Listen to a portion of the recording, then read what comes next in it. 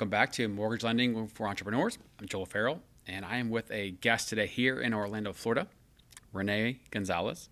Like, make sure you have resources and understand the advantage of speed and time versus money. And the ultimate goal here is like to care for the tenants, serve them, and make money.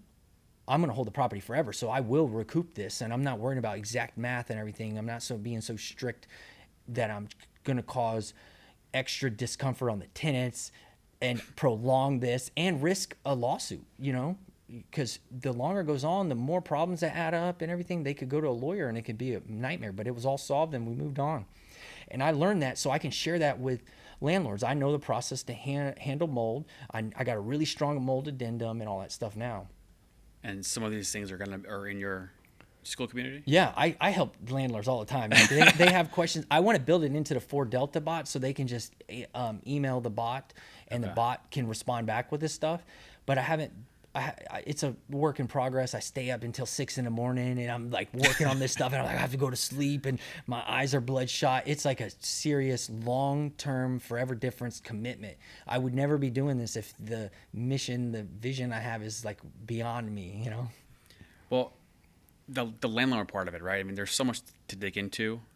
So if somebody wanted to reach out to you with questions to get more information about you and your community, what's the best way to get a hold of you? I just tell everybody to go to landlordschool.com and it's school spelled SKOOL, and then they'll just land on that free community page and they can join if they want to.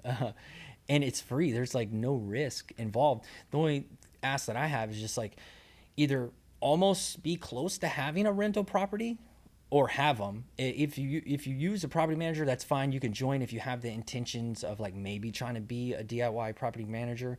Sure. If somebody is running a business, how would you explain school to somebody that's not familiar with it? Well, I would say if you want to catch a trend or if you want to take advantage of this AI movement, get on school. And they'll be like, what? What do you mean? It's because AI is going to separate us, our human connection, more and more. We're not going to be able to talk real video footage with wrinkles and mistakes and slurs or sloppiness. It's all going to be perfect. Everybody's going to look like models. I mean, this AI world that we're in is like wild. But what's going to happen is everybody's going to look amazing on the digital space, but in the real life, all our connection, human connection and stuff is going to, wane and slack, and people are going to get depressed and everything. And I know what it's like when you're going through tough times and you have like buddies, you're deployed, or you're involved in a church and they kind of lift you up and they hold you up in tough times. So I think community is going to be very important in the future, and that's what school's all about. It's truly, we're trying to make connections with people. We want to know who you are. We want to see your real face on your profile. We want to have you show up on real live videos. We do live calls on there, and ask your questions, no stupid questions, and just we want to get to know you, share stuff, and it's a closed community. So it's not public. So you don't have to worry about what your friends or family are going to think on Facebook. If you don't have the right settings, you might accidentally post in some community that's private or not, and then people find out that you think this way or you're that political, this or that, and then people hate you all of a sudden. In school, it's very closed and it's niched, very niched down. I'm just trying to be the best landlord helper, the DIY landlord helper. So I only want to hang out with DIY landlords. So I'm trying to keep that my little space, tight and knit right there. So with school, you can get on there and you can find your space. There's so many communities, everything from playing the guitar, knitting. I mean, there's stuff from like meditation to like finance, lots of finance stuff. I mean, there's different categories. The biggest category is the money category, which is anybody in real estate investing or anything like that. But there's other hobby communities that are really nice to get into. So I would just recommend you looking into it, putting some serious thought into it and figuring out how to make it work. And I think it's going to be huge. It's going to be like YouTube when it first came out. The first movers are going to have an advantage. Their channel are just organically going to grow. Your community is just going to organically grow as more people get on there. And it's seriously important because of the AI and the community human connection. So Facebook group versus a school group. Just in a couple sentences, why choose school over Facebook in your experience? Facebook is a free for all. Lots of spam, lots of bots, lots of scams and spam. Like, I don't like it. It's a huge mess. It's too big. There's too much going on. The communities are too gigantic. Same thing with Reddit. You post your question, you get a lot of sarcastic replies, trolls, and everything like that because it's just open to everybody. It's too huge. School is small. We want a community of like 100, 200. If you have a community of 500, maybe you can make it work, but you need to branch it off and have like some VIPs that get a little bit more intimate connection with you. And then you can have some free people and stuff. And if you do any like shilling or you trying to pitch something in here, you're getting kicked out, and it hard moderation because you're trying to be strict to like a topic. I would just say Facebook noise, school more focused. Yeah. And some of the templates and blueprints, right? You've applied your mentality of systematizing things to school. So you're also helping business owners get in and create their own communities.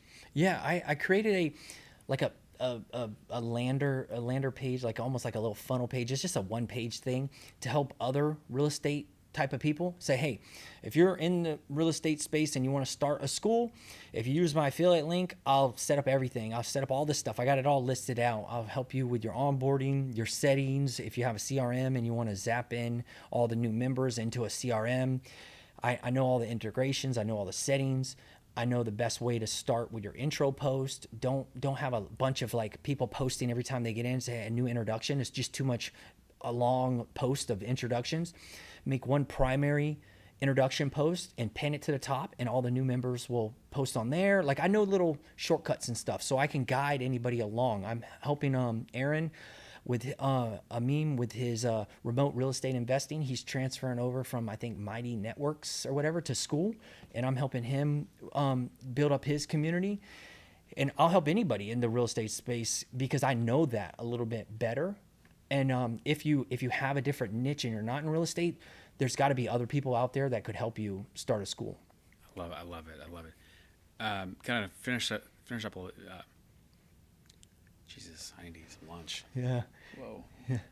Gonna wrap things up here in a second. But why real estate? Right now, with rates high, prices high, crypto's going crazy. Now you got Bitcoin treasuries out there. There's all kinds of things that you can do to deploy resources. Why real estate?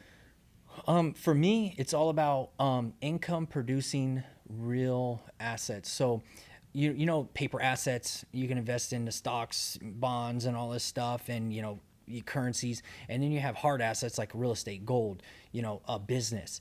And then which one produces income on a regular basis? Yeah, you could say paper assets like dividend stocks, but you have no say in the business. You get this tiny little bit of payout. You would have to own so many shares to actually be able to live off of the dividend. Or you can have a business or rentals that it's a hard asset that you have lots of influence on. The harder you work, the more you can optimize stuff and make more income. So for me, it goes back to that principle of like an income producing hard asset versus like paper assets, which most of them are storing value for some future date that they can sell everything. Which one's going to hold up? Which one's going to last the test of time and everything? And it's real estate. And for me, it ties into legacy, committing to something forever. Are stocks going to be around forever? Is the stock market, the New York Stock Exchange, going to be around forever? Like, is real estate going to be around? Yeah. If I buy a land and it's properly documented, if it gets burned down, I can rebuild in the same spot. I got that. It's mine. It's not going anywhere. Unless something crazy happens, I would say real estate stands the test of time. Also, and I think the book Richest Man in Babylon, you're not supposed to try to force investments to unexplainable, unrealized gains, or there's some kind of adage. I don't know if it's a saying. I don't know if there's a gold rule or something. It's basically you're not supposed to try to force your investments to some unreal expectations. When you do that, that's when you get in trouble. Real estate is slow and steady, and that's why it's the best. It's proven. It's hard. It's boring, you know? It is boring. Yeah. It can be boring. Yeah. Man, the Forever Landlord, thank you so much for making time with us today and sharing. But thanks again, man. You're welcome. Boom.